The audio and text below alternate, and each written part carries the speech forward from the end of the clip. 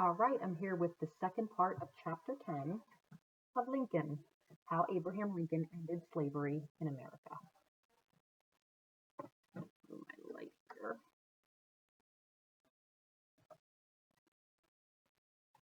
All right, so when last we ended, this was a picture of a recently freed slave who was enlisting in the army.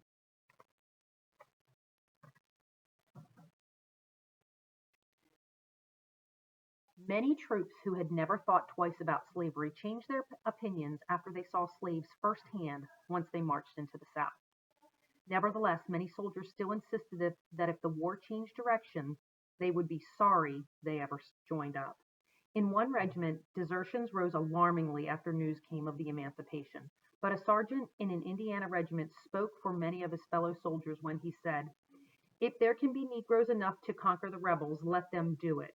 Before long, soldiers white as well as black were marching to a new war song. "We will come to our numbers, the loyal, true, and brave, shouting the battle cry of freedom. And although they may be poor, not a man shall be a slave. Shouting the battle cry of freedom. The Union forever. Hurrah, boys, hurrah. Down with the traitor, up with the star. While we rally around the flag, boys, rally once again, shouting the battle cry of freedom."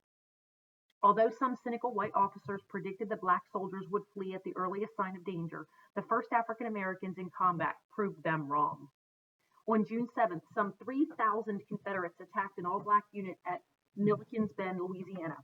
Though the African American defenders had no previous experience in battle, they rallied and fought bravely back and successfully won. No African American unit ever won more glory in the war than the 54th Massachusetts, who earned in July of that year on a narrow beach near Charleston, South Carolina, the city where the Civil War had begun more than 2 years before. The elite all-black regiment had been organized under a young white abolitionist colonel named Robert Gould Shaw. Union commanders planning the attack on Charleston decided that to succeed, they needed first to conquer a strong rebel earthwork fortification known as Battery Wagner, which was blocking their way. The 54th volunteered to lead an attack against the fort on the evening of July 18th. The brave troops came astonishingly close to breaching its earthen walls, but were unable to seize the redoubt and suffered a staggering number of losses.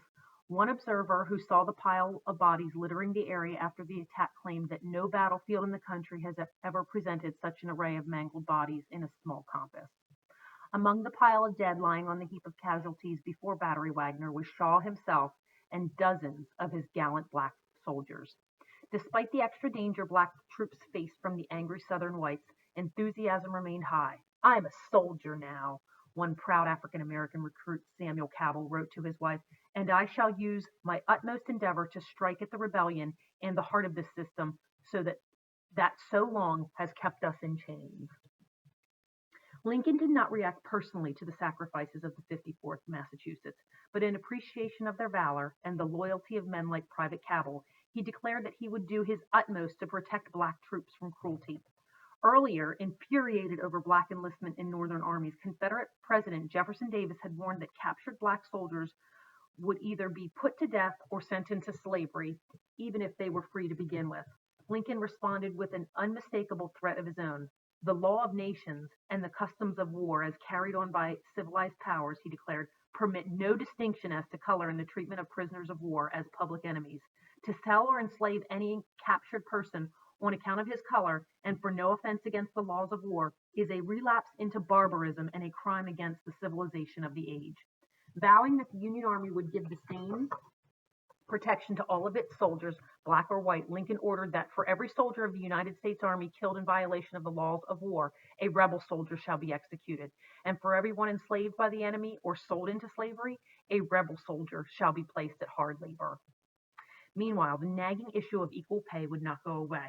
In August 1863, Frederick Douglass called the White House to plead with Lincoln to offer equal pay for black troops. Douglass remembered that Lincoln's handshake was not too warm or too cold.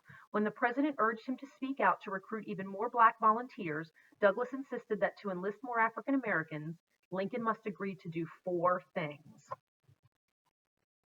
First, you must give colored soldiers the same pay that you give white soldiers. Second, you must compel the Confederate States to treat colored soldiers when taken prisoners as prisoners of war. Third, when any colored man or soldier performs brave, meritorious exploits in the field, you must enable me to say to those that I recruit that they will be promoted for such service, precisely as white men are promoted for similar service. Fourth, in case any colored soldiers are murdered in cold blood and taken prisoner, you should retaliate in kind. Lincoln listened to his little speech. Douglas remembered with earnest attention and with very apparent sympathy. But the president insisted that prejudice among whites still made it impossible to treat black soldiers equally for the present. Besides, in Lincoln's view, black soldiers had larger motives for being soldiers than white men, that they ought to be willing to enter the service upon any conditions. The president did admit that unequal pay was a terrible remedy, but pledged that it was only temporary. I assure you, Mr. Douglas, Lincoln concluded, that in the end they shall have the same pay as white soldiers. Lincoln finally approved equal pay on June 5, 1864. Lincoln would soon enlist Douglas in the battle for freedom in an entirely different way. When others actually suggested that Lincoln consider returning to slavery, the heroic black warriors of Port Hudson and the Battle of Olustee, and thus win the respect of the masters they fought, Lincoln was adamant. Should I do so, he declared, I should deserve to be darned in time and eternity. For a time, Lincoln must have thought he was darned indeed. In early June 1863, the Union suffered another terrible defeat at the Battle of Chancellorsville, Virginia. Disheartened, Lincoln named General George G. Meade to the head of the Army of the Potomac as Lee moved north into Pennsylvania. A few weeks later, Federal forces under Meade did win the largest and bloodiest battle yet fought in the war, a 3-day confrontation in and around the tiny town of Gettysburg. Publicly, Lincoln praised the many brave officers and soldiers who have fought in the cause of the Union and liberties of the country, but privately he was dissatisfied. Meade allowed Robert E. Lee's crippled Confederate army to escape back south. Lincoln believed Meade might have won the entire war had he pursued and beaten Lee before he could cross the Potomac into Virginia.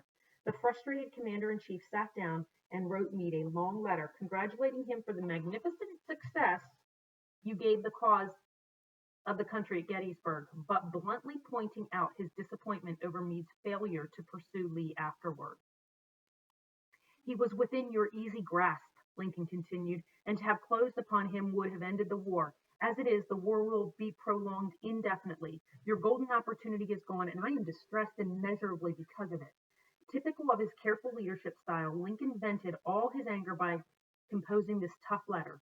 Then he thought better of it and decided not to send it to Meade after all. Instead, he filed away, marked never sent or signed. By this time, at least, Lincoln had received more good news from the battlefield, this time from Mississippi. For months, General Grant had laid siege to the hilltop city of Vicksburg, bombarding it into submission. The day after the Confederates surrendered was July 4th, and Lincoln called it the happiest Independence Day since the founding of the Republic. The Union victory at Gettysburg all but ended the threat that the Confederacy could or would invade the North again. The capture of Vicksburg showed the power of the Union Army in the West. For a time, Lincoln must surely have believed the war might be in fact coming to a close. He would never have so guessed, but it was at this point only halfway over. I'm going to stop there for today.